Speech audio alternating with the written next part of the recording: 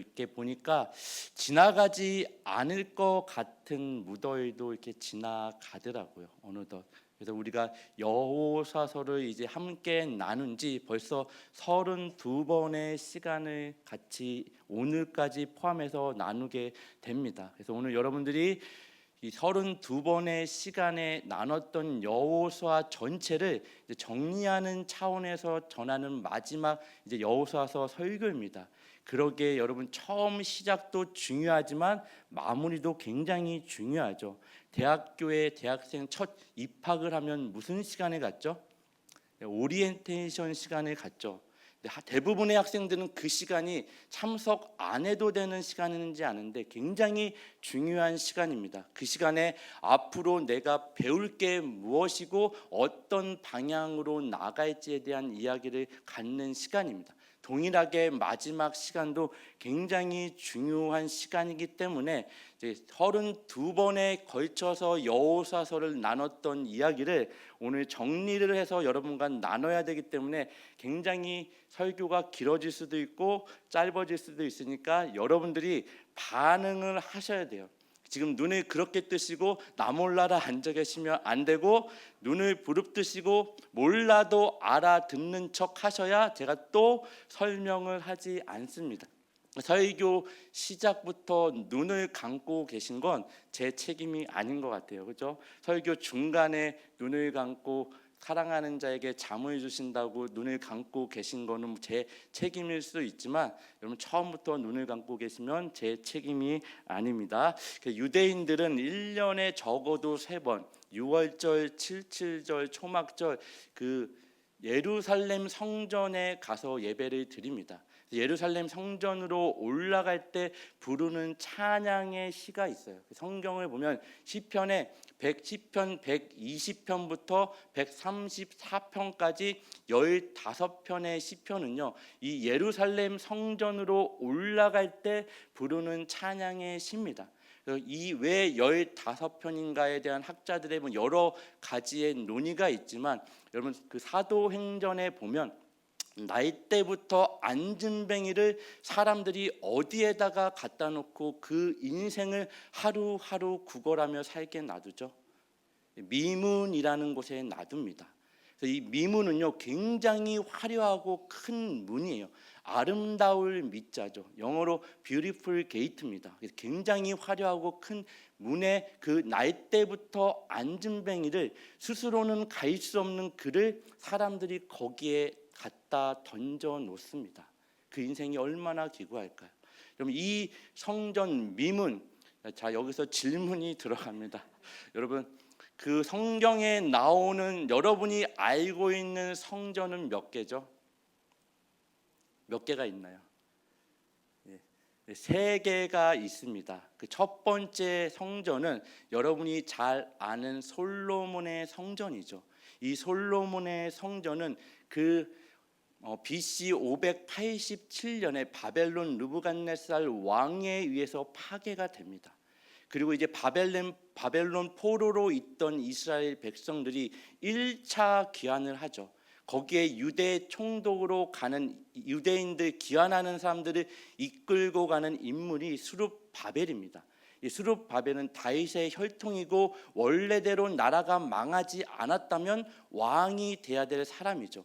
근데 유대의 총독으로 가서 스룹바벨이 이제 성전을 재건축하는 겁니다. 그래서 두 번째 성전은 스룹바벨이지만 솔로몬의 성전에 비해서는 굉장히 작고 화려하지 않아요. 그리고 세 번째 성경에 나오는 성전은 이 스룹바벨이 지은 성전도 파괴가 되긴 하죠. 다 이제 마지막으로 예수님 당시의 예루살렘 성전입니다. 그 헤롯 그 분봉 왕이죠. 이제 분봉 왕이 헤롯이 보니까 이스라엘 민족들이 굉장히 까다로워요. 이들의 환심을 사기 위해서 솔로몬의 성전보다 더 큰 성전을 47년이라는 시간 동안 재건하게 됩니다. 이스라엘 백성들의 마음을 사기 위해서. 근데 이 성전의 구조가 어떻게 되어 있냐면, 처음에는 이방인의 뜰이 있어요. 그래서 모든 사람이 거기까지는 갈 수 있습니다. 하지만 이방인들은 그 다음을 넘어갈 수 없습니다. 이 여인의 뜰이 있어서 유대인 여인들은 거길 들어갈 수 있습니다. 그 여인의 뜰과 유대인의 뜰이 또 나눠져 있는데 이 여인의 뜰과 유대인의 뜰, 유대인 남자들만 들어갈 수 있는 곳이죠. 그리고 지성소, 성소가 나오는 겁니다. 근데 이 사이에 15개의 계단이 있습니다.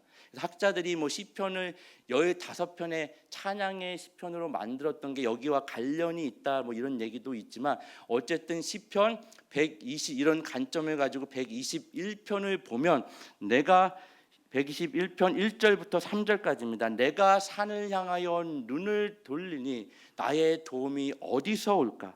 나의 도움이 천지를 지으신 여호와께서로다. 여호와께서 너를 실족하지 아니하게 하시며 너를 지키시는 이가 졸지 아니하시리로다. 내가 눈을 들어 어디를 바라봐요? 지금 예루살렘으로 올라가는 유대인들이 내가 눈을 들어 내가 산을 향하여 눈을 들리라. 나의 도움이 어디서 올까? 저 산에서 나의 도움이 올 줄 알고 바라보죠.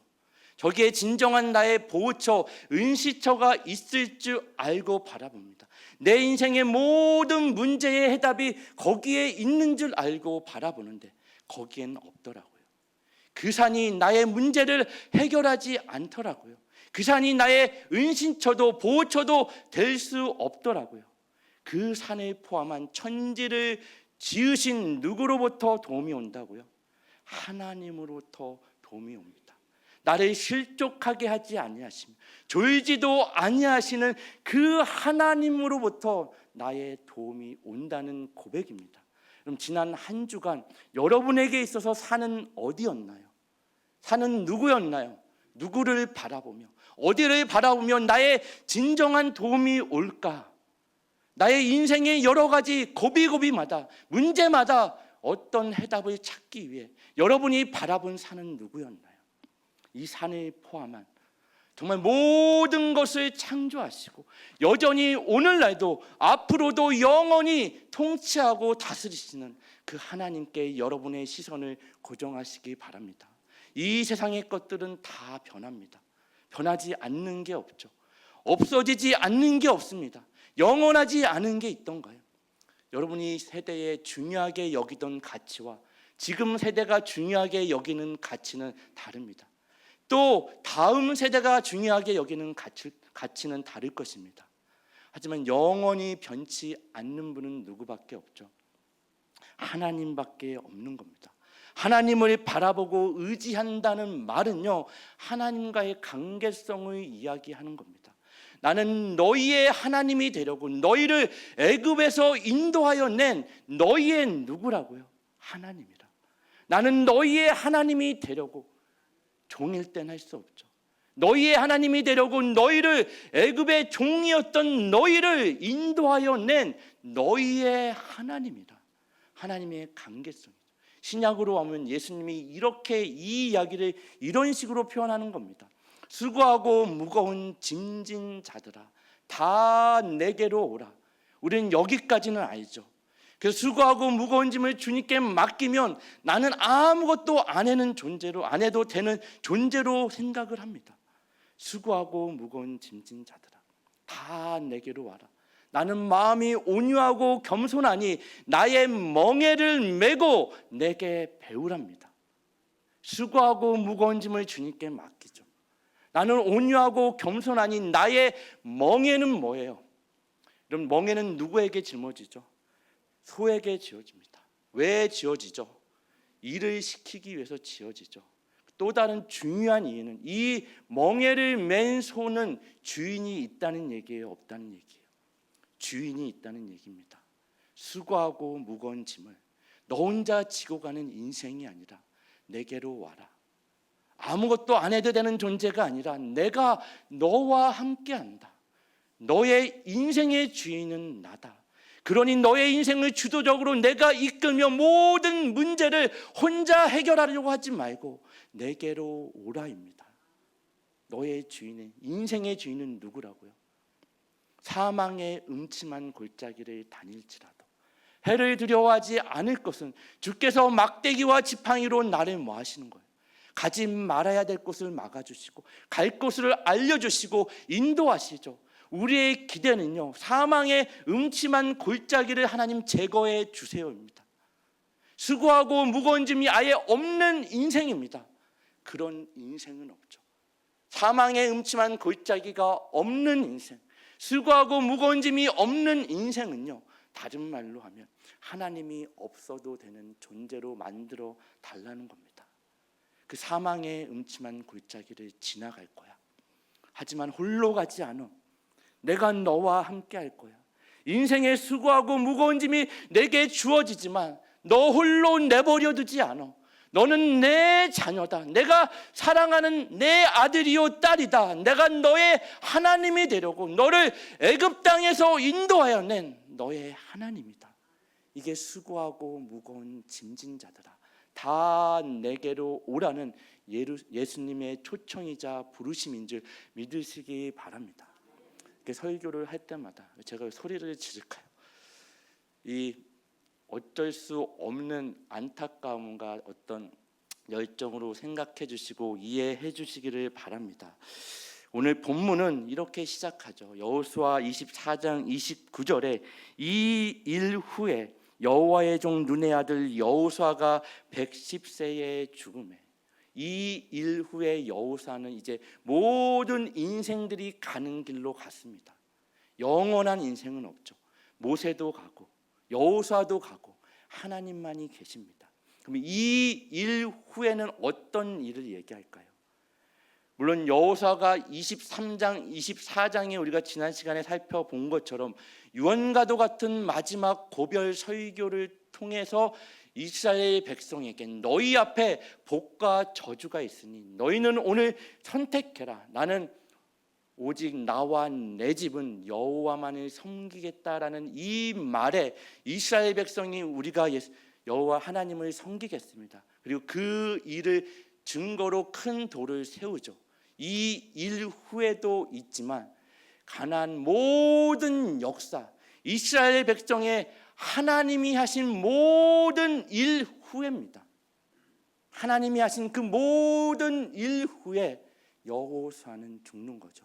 우리 여호수아서 24장 31절을 보면 이스라엘이 여호수아가 사는 날 동안과 여호수아 뒤에 생존한 장로들, 그 여호와께서 이스라엘을 위하여 행하신 모든 일을 아는 자들이 사는 날 동안 여호와를 섬겼더라.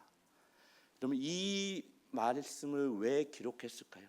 여호와가 사는 날 동안에, 그리고 그의 뒤를 이어서 그 여호와께서 행하신 모든 일을 아는 장로들이 사는 날 동안은 여호와 하나님을 섬겼더라.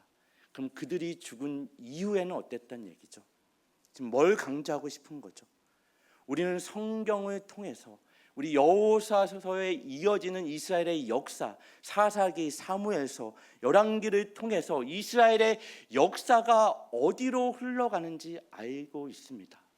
지금 이 일 후에 모든 일을 하나님이 이스라엘 백성을 위해서 행했던 그 일 후에 이스라엘 자손들은 어떻게 됐다는 얘기죠?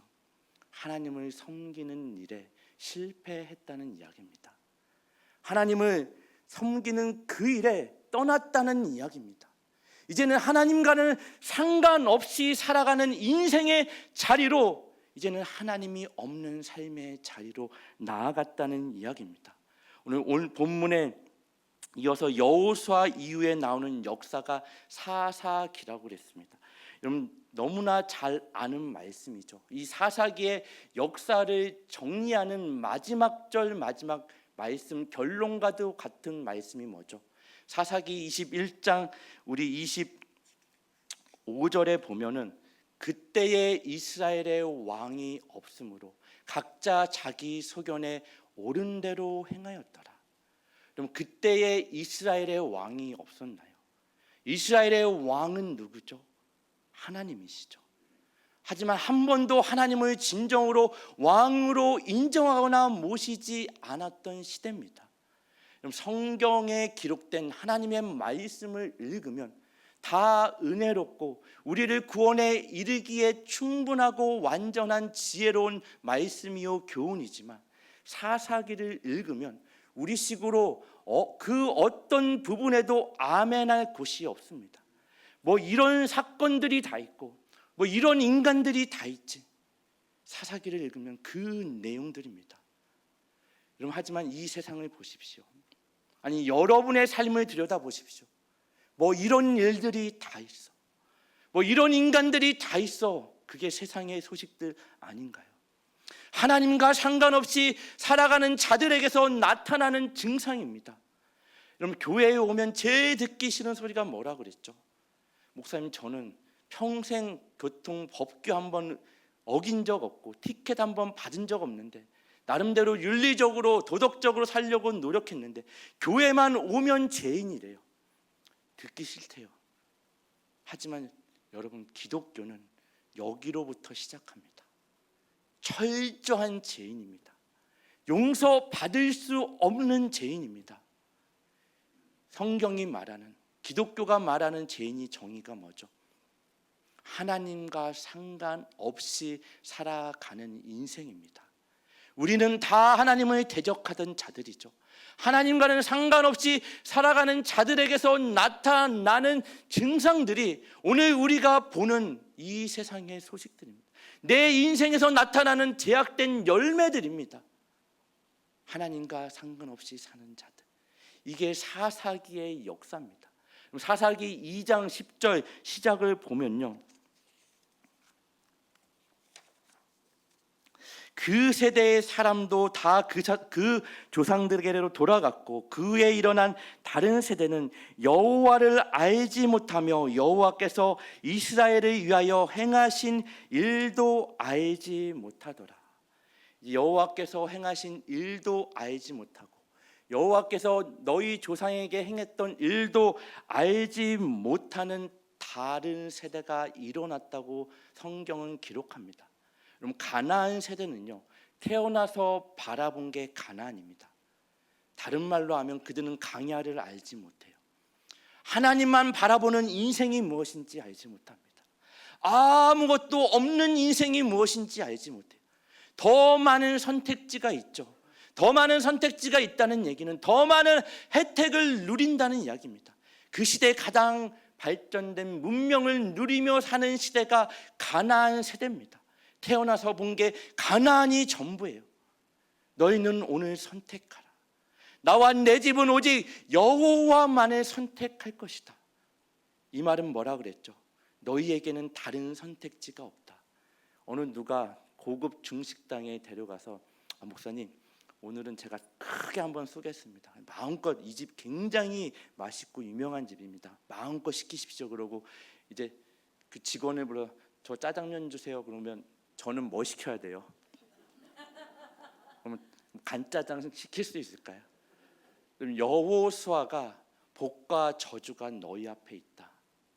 하지만 나와 내 집은 여호와만을 선택하기로 다짐했다. 무슨 얘기예요? 너희에게는 다른 선택지는 없다는 이야기입니다. 하지만 가나안 세대는 이 일에 실패합니다. 다른 세대가 일어난 게 아니라 다음 세대가 일어나요. 완전히 다른 totally different generation입니다. 다른 세대. 여러분의 자녀와 여러분과는 다릅니다. 달라요. 그죠? 세대가 틀리죠. 여러분이 생각과 여러분이 중요하게 여기는 것들은 형제 간에도 달라요. 세대가 틀리기 때문입니다. 하지만 모든 것이 달라도 다르면 안 되는 한 가지가 있죠. 뭐죠? 하나님의 말씀. 복음만은 달라질 수 없습니다. 정말 하나님의 말씀이 끊어진 이 시대에, 그때에 이스라엘의 왕이 없으므로, 왕이 누구라고 그랬죠? 언제나 그때뿐만이 아니라 전에도 지금도 영원히 이스라엘의 왕은 하나님이시죠. 그 왕을 한 번도 인정하거나 모시지 않던 시대, 각자 자기 소견에 옳은 대로 살아가는 시대, 다른 세대가 일어나는 시대, 여러분의 가정은 어떠신가요? 여러분이 서 있는 그 직장은 어떠신가요? 제가 40주년 우리 새마음교회 설립 40주년을 기념해서 하나님이 제게 주시는 마음이 40군데 선교지와 선교사를 함께 동역하라는 마음을 주셨지만 또 다른 마음을 주세요. 자꾸 목사님 뭘 시키시려고 그래요. 예, 교회는 복음을 전하는 일에 멈출 수가 없습니다. 이 나라를 바라보십시오. 하나님의 은혜로 수적인 부흥은 이렇지만 이제 점점 하나님의 백성들이 사라져가는 시대입니다. 다시금 이 나라에 선교사가 파송되어져야 되는 나라입니다. 연세 대학교 누가 세웠죠? 제가 지난 금요 성령 집회도 얘기했죠. 선교사가 세웠습니다. 언더우드 선교사가 세운 학교죠.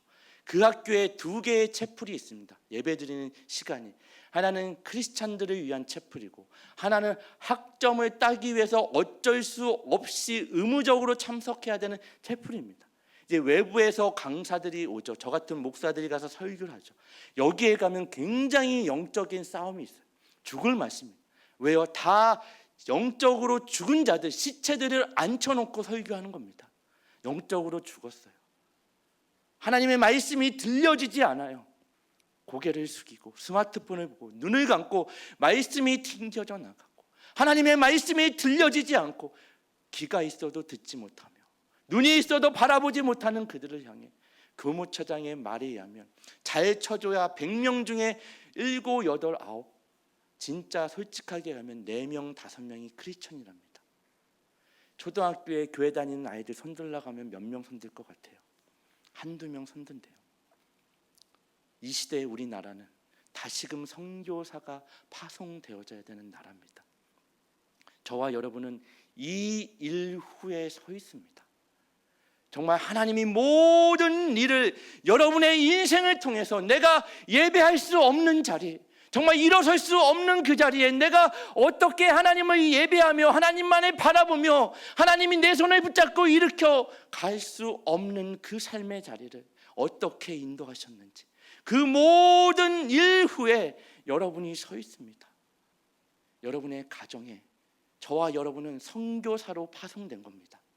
여러분이 서 있는 그 직장에 선교사로 파송되어져 있는 겁니다. 여러분의 자녀가 정말 하나님의 말씀이 들려지며 하나님을 주인으로 모시며 살아가는 인생을 살고 계시나요? 정말 이 땅의 것이 전부인 것처럼 먹고 사는 문제가 전부인 것처럼 이 땅의 스펙을 위해서 살아가고 있지 않나요? 왜 여러분 기도의 자리로 나오지 않으세요? 왜 눈물을 흘리지 않으세요? 왜 무릎을 꿇지 않으십니까? 눈물을 흘리셔야죠. 가슴을 치며 가슴이 찢으며 이것보다 더 중요하고 다급한 일이 있나요? 저와 여러분이 정말 예수 그리스도를 만나 수고하고 무거운 짐진 자들아 다 내게로 오라 나는 마음이 온유하고 겸손하니 나의 멍에를 베고 내게 배우라. 주님이 나의 주인이십니다. 내게 가르쳐 주십시오. 갈 길을 모릅니다. 어디가 길인지 무엇이 진리인지 진정한 생명이 무엇인지 모릅니다. 이 예수를 만났다면 그분이 나의 주인이라면 내 자녀도 이 신앙의 유산을 물려주셔야죠. 이 일 후에 저와 여러분이 서 있습니다. 오늘 한국 고유의 명절 추석이 다가오죠. 여러분 오랜만에 만나는 형제 자매들 친척들에게 여러분 선교사로 서 있는 겁니다. 가셔서 예수 믿으십시오. 교회 나오십시오. 그런 얘기 하지 마십시오. 그거는 하수나 하는 겁니다. 모아야 되죠. 여러분이 더 일하는 겁니다. 더 희생하는 겁니다. 더 섬기는 겁니다. 그렇게 그날이 하루가 지나고 한 달이 지나고 1년이 지나고 얼마나 지날지 모르겠어요. 좀 왜 저러지 쟤? 너 왜 그래 너? 궁금해? 궁금해. 너 왜 그러는데? 그때 대답하는 거예요. 알고 싶으면 몇 월 며칠 주일날 새마음교회 나와봐. 여러분 이렇게 하는 겁니다. 가자마자 예수 믿어라. 교회 나와라. 그럼 뭐라 그래요? 너나 잘 믿어라. 너나 믿어라. 너 말하는 꼬라지 봐라. 너 사는 모습 봐라. 나보다 난 게 있니? 여러분 삶으로 가르치는 것만 우리 자녀에게 남습니다. 삶으로 여러분 전하는 겁니다. 그 자리에서 여러분 선교사로 파송된 줄 믿으시기 바랍니다.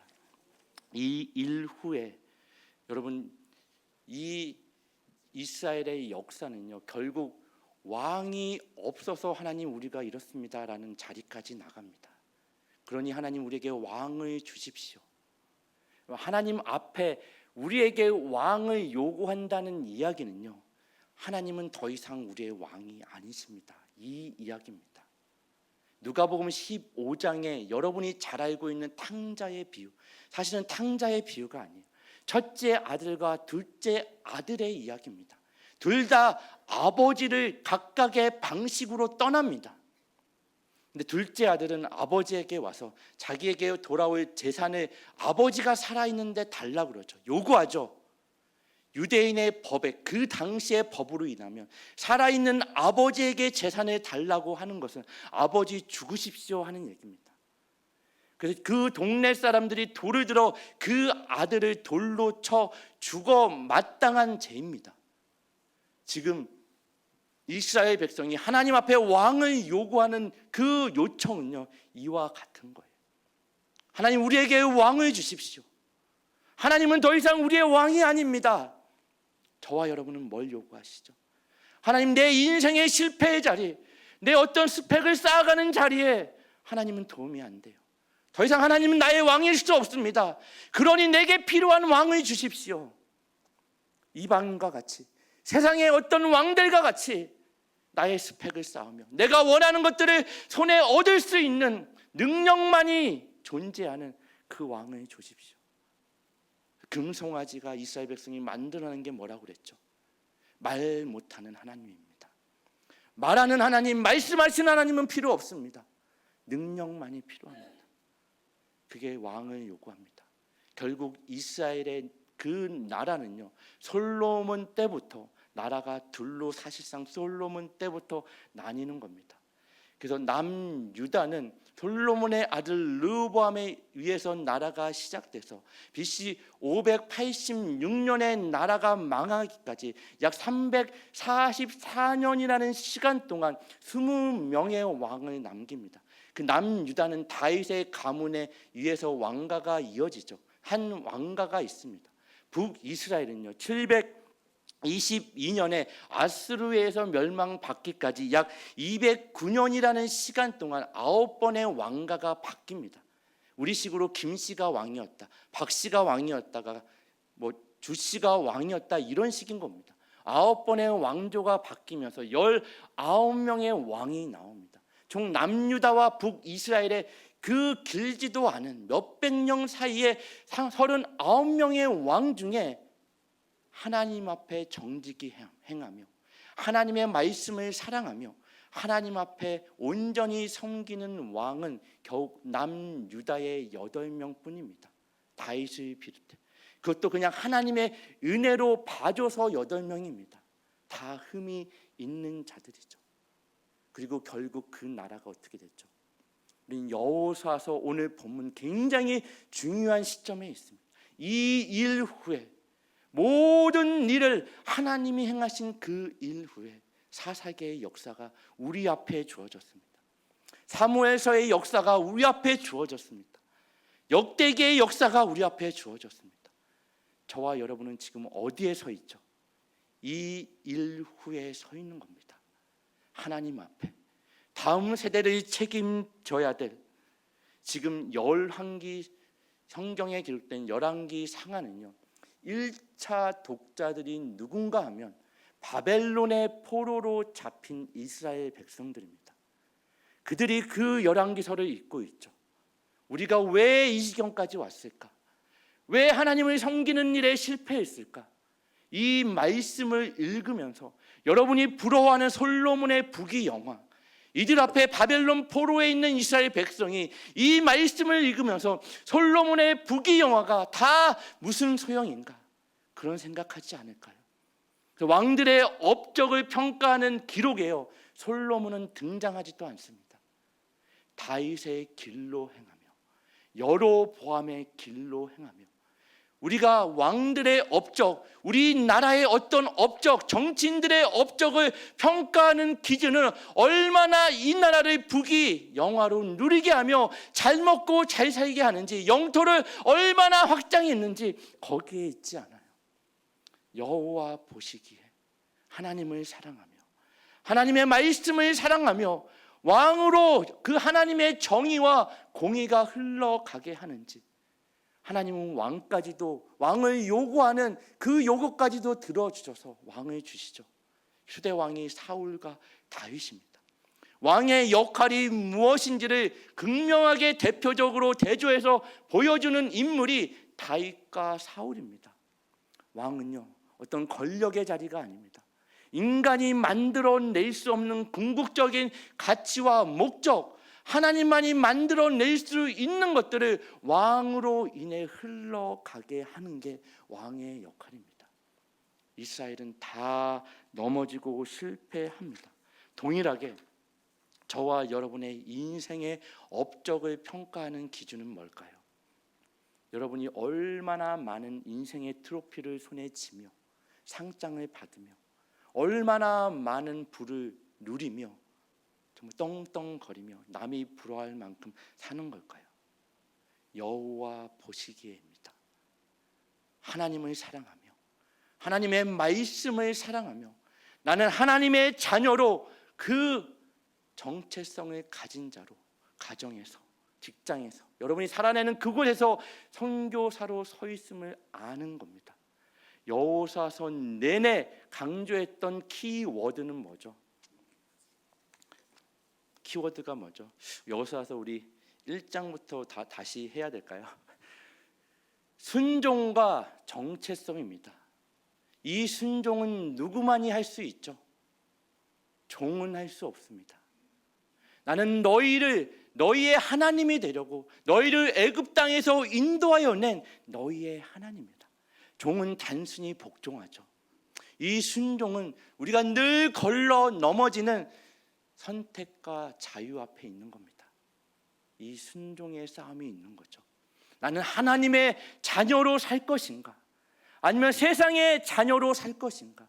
이 싸움이 내내 있는 게 가나안의 싸움이고 동일하게 저와 여러분이 살아내야 되는 싸움입니다. 이 싸움이 물밀듯이 매일매일 매 순간 저와 여러분에게 밀려오는 겁니다. 하나님을 선택할 것인가?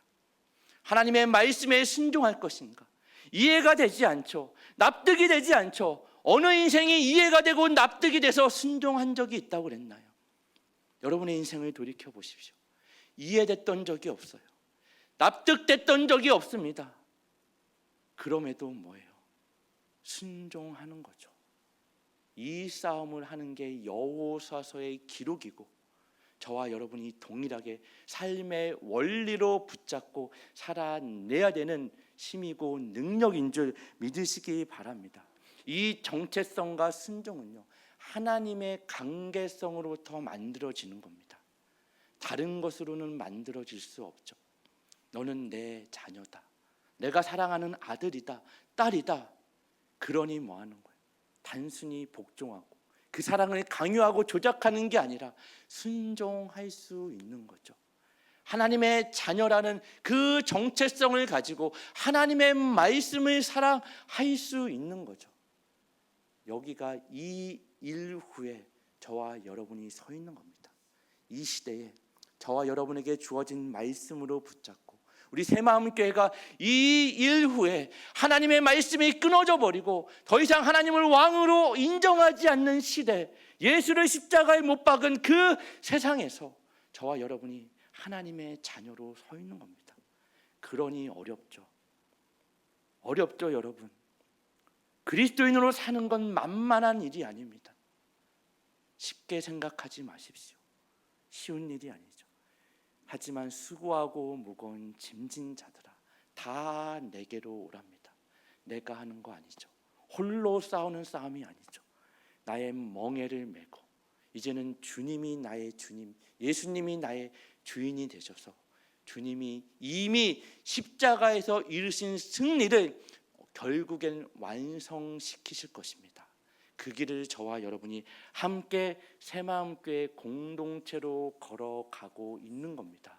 여러분, 성경에서 자신을 성결하게 하라는 말씀은요, 그리스도만을 바라보고 그리스도만을 의지하라는 이야기입니다.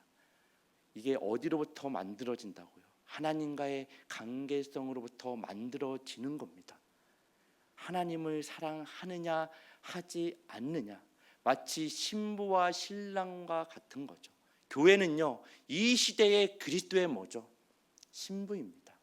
다시 오실 예수 그리스도 신랑 대신 그분을 기다리는 거죠. 신부와 신랑 사이에 가장 중요한 가치는 뭐예요? 중요한 가치는 뭐죠? 이제 생활비를 같이 통장을 오픈해서 쓰는 건가요? 성결입니다. 내가 100% 나의 신랑, 나의 신부를 100% 사랑하느냐 하지 않느냐에 있죠. 그리스도를 사랑하는 것. 성경이 우리에게 요구하는 사랑은 하나님을 100% 사랑하느냐, 내가 90% 사랑한다, 사랑하지 않는 겁니다. 95% 사랑한다, 사랑하지 않는 겁니다. 전부이거나 전무인 겁니다. 이 사랑을 하나님이 우리에게 요구하는 거죠. 제가 예를 몇 번 들었죠. 사랑에 이게 성립이 되나요? 제 아내가, 우리 결혼한 지 15년 됐는데 자기 이제 나 얼마나 사랑해? 그럼 제가 즉각적으로 조금의 망설임도 없이 바로 대답을 해야 돼요, 안 해야 돼요? 해야 되죠. 신혼 때는 뭐 100% 사랑했는데 이제 15년 살았잖아, 자기야. 뭐 한 70% 사랑할까? 30%는 아마 다른 자매가, 한 10%는 다른 자매가 한 명 있고 20%는 또 다른 자매가 여기 있는 것 같아. 그러면 저희 아내가 뭐라 그래요? 내가 70%나 돼? 좋아, 날뛰나요? 그러면 우리 아내는 어디 가야 돼요?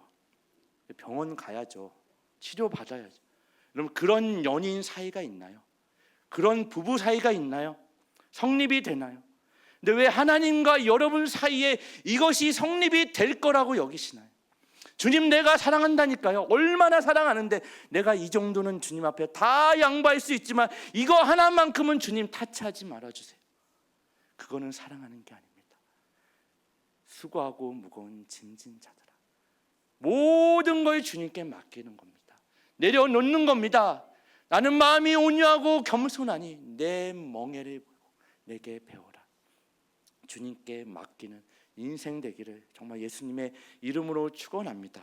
내가 산을 향하여 눈을 들리라. 나의 도움이 어디서 올까? 모든 것은 변하죠. 영원히 변하지 않는 반석 되시는 예수 그리스도에게 여러분의 시선을 고정하시고 주님과 여러분에게 허락한 그 인생의 자리에서 허락한 하루하루만큼 함께 걸어가는 복된 삶이 되시기를 예수님의 이름으로 축원합니다. 아멘. 우리 찬양팀 나와주시고요. 그렇게 허락한 하루하루를 살다 보면 어느 날 하나님이 만들어 내어지는 자리, 하나님이 원하는 자리까지 여러분을 이끄시고 만들어 내실 것입니다. 그 길을 여러분 외면하지 마시고 정말 결단하고 주님과 동행하는 복된 인생 되시기를 예수님의 이름으로 다시 한번 축원드립니다.